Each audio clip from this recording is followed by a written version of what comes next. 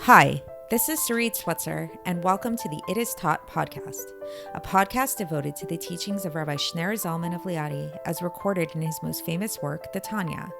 My hope for this show is to make these teachings accessible and relatable to the average person, regardless of prior Jewish education or affiliation. The episodes follow the prescribed daily study portions and are meant to serve as practical lessons in how to live your life as your true self and develop an authentic and powerful relationship with your Creator. I have personally experienced the effects the study of this work has had on me, and I'm excited to share what I can of this knowledge with you. So please join me on this journey of learning, self-growth, and connection with your source.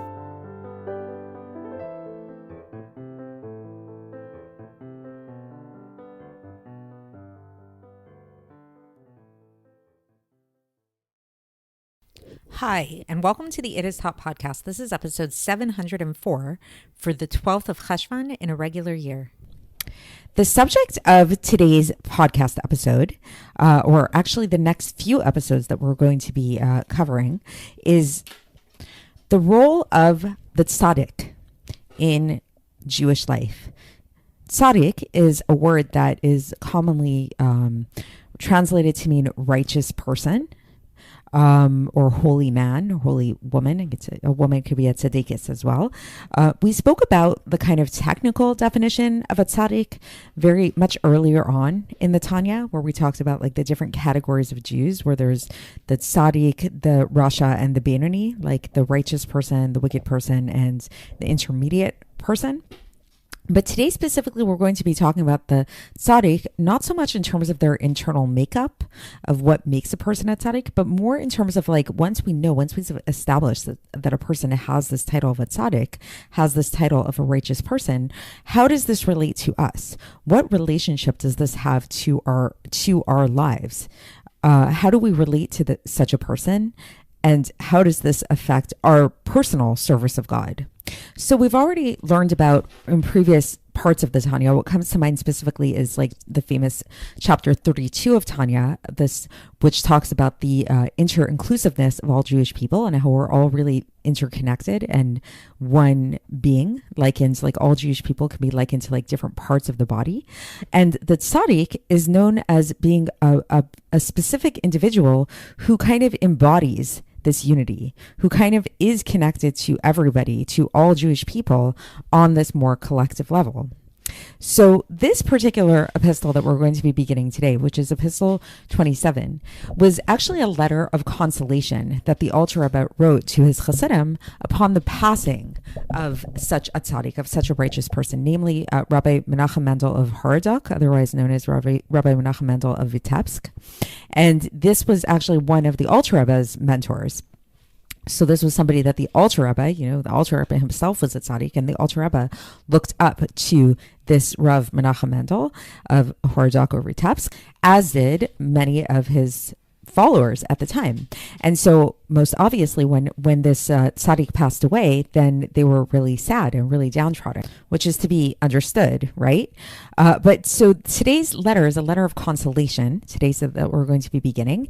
And it's really, the consolation comes in the form of really understanding the role that a tzaddik plays in terms of the collective Jewish people, and how the life of a tzaddik is really very different than the life of the average regular person, and so thus the passing of a tzaddik should be seen as such as well, and what actually happens when the tzaddik passes away, and that it's not just that they just leave the world entirely, but there's something that they leave over. There's due to the nature of their life, due to the nature of a tzaddik's life and the uniqueness of the tzaddik's life, this also contributes to the nature of their passing as well, and what it is that they leave over to their followers in their life. So with that being said, let's get straight into the text and kind of explain and explore a little bit more as we go. So this epistle actually begins with a little introductory remark that telling us that this is something that was written by the Alter Rebbe. This was a letter that was written by the Alter Rebbe to the inhabitants, the Hasidim who lived in the Holy Land, which may be speedily rebuilt and established in our days. Amen, says the text, in order to console them with a redoubled support on the passing of the Gaon, the genius, this renowned man who was a holy man of God, a light of Israel, a pillar, a right-hand pillar, a mighty hammer. So these are all different descriptions of this Rabbi Menachem Mendel, who is our teacher, our mentor, Rabbi Menachem Mendel. May his soul rest in Gan Eden. So here now the letter begins. So the letter begins with very endearing terms. The Alter Rebbe says, "My beloved, my brethren, my friends, who are as dear to me as my soul." He says, "May you all live forever. Your children and the seeds of truth, may you be blessed by Hashem forever and ever." After first asking about the welfare of those who love God's name. So, first he's sort of like making sure that his Hasidim are okay. He said, "I came here to speak to the hearts of the downtrodden who are sighing and growing and over this passing of this righteous man, of this Rabbi Menachem Mendel, to console them with doubled and redoubled effort." And the way that the Alter Rebbe is going to console them is giving over to them something that he had heard and something that he had understood himself. So this was something that he himself had learned about the teaching, a famous teaching of the sages, which is Shavak Chaim Lechol Chai, which is a famous saying that is often used, quoted by the sages, in reference to a tzaddik. After a tzaddik passes away, the shavak chaim lechol chai means he has left life for all the living. This is often like a common descriptor that's used after saying this tzaddik passed away. He has left life for all the living. So the Alter Rebbe is going to explore this saying a little bit. What does that mean? What does that mean exactly?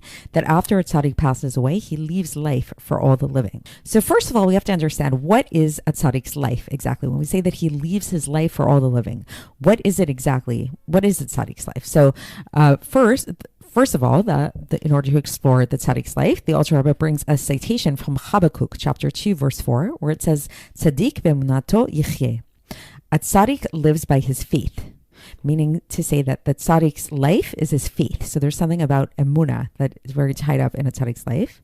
Then there's another citation here. This one's from Mishlei, chapter 19, verse 23, which says, "Yirat Hashem l'chaim."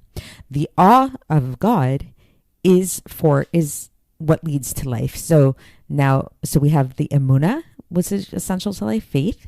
Then there's the fear of God, which is also tied into the life of a tzaddik. And then the Alter Rebbe here makes reference to a citation from Shir HaShirim, chapter 8, verse 6, which talks about the fiery flames of sparks of the love of God that the tzaddik loves more than his life. So these are three things basically that the Alter Rebbe is saying make up a tzaddik's life: his emunah, his yira, and his ava, his faith, his fear, and his love, all for God. And throughout the life of a tzaddik, he invests in these things, the entire life of his ruach and his neshama throughout his whole life. So just a little pause there in terms of ruach, these terminologies of ruach and neshama. So if you've been following along the podcast for a while, you know that we've referenced this idea that there are three basic levels of the soul, three essential levels of the soul that are found within the body. There's the level of the nefesh, which is just like the animating force within the body. That's the lowest part of the soul. Then we have the ruach, which is more like the spirit. It's often translated as. That's more associated with the emotional aspects of the soul, sort of like the passions in that way. And then you have the neshama, which is associated with the intellectual aspects of the soul. It's the highest level of the soul. And so what happens in the life of a tzaddik, which is interesting, after they pass away, the lowest part of their soul, the nefesh of the soul, actually stays connected to the body, which is why going to the gravesite of a tzaddik is so powerful, because there's a part of their soul that's still very much there. The nefesh of their soul is still there. The neshama of their soul gets elevated, that's the highest part, gets elevated back to God. But then the ruach, sort of the middle part, it's kind of, as we'll learn, sort of stays in this like in-between place. It does go up, but there's a portion of the ruach that does get given over to his followers down here. So the Alter Rebbe says this. So the Alter Rebbe says that when the ruach of the tzaddik rises up to God, and the neshama gets gathered up into God, so the neshama totally gets swept up and elevated, and it lifts up to from level to level, one elevation to the next. Then the ruach, the life of the ruach, remains, and the deeds which he had been involved within Israel, within the Jewish people. And then the Alter Rebbe brings a citation from Mishlei chapter 10, verse 16, Pu'ulat tzaddik lechaim, the labor of a tzaddik for life, meaning that like a tzaddik's whole entire life is in this labor for the sake of God. So this is the ruach of the tzaddik. This is given over to every person. This becomes the nefesh of every person, the soul of every person. So the nefesh, again, is the lowest level of the soul, but that's like sort of like the life force of every soul, which is bound to his soul with the thick ropes of his great love and his eternal love. Because any man who desires life to cleave to the living God, so meaning to say that like God is the true life, as we've learned before, like if you really love your life, then you love God. That's the natural extension, because God is ultimately life, the source of all life.